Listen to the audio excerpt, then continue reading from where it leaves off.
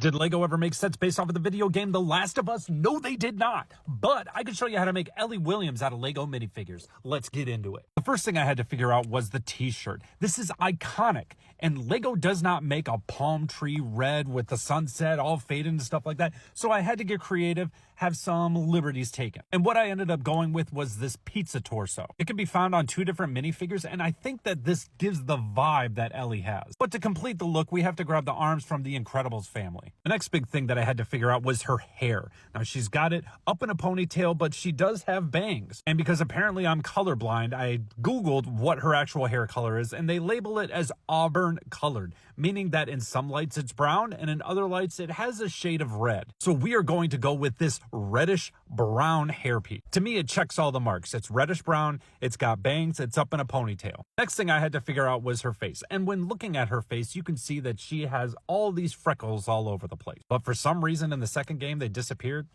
Anyway. But I found this adorable minifigure face that I think works perfectly, not because of this face, but because of the opposite side. This minifigure, this character looks like they've been through hell. And in case you're curious which minifigure it is specifically, it is Bane, son of Bard. All right, next up, we have to figure out what legs we want to use. Now, obviously, we're not going to use the Yoda ones because those are too small, and we're not going to use the Avatar legs because that's way too friggin' big. But she is technically a teenager in this one, so we're going to go with the Harry Potter style mid-length leg. And before you come at me, right here, 14 years old. And because I want to use dark blue legs, we are going to use this one from Chip. For her accessories, you can give her a bow and arrow. And I wanted to give her a backpack, but this hairpiece makes it so you cannot have a backpack behind her. And I did try using the hairpiece that you can have on Maria Hill, but because we changed that hairpiece, then we'd have to change the face because then it just ended up looking like a boy. But then I picked the face that you can find on Ray and it just got way too far removed. I didn't like the look of it at all. Oh, and the other accessory you can give her is this long range pew pew.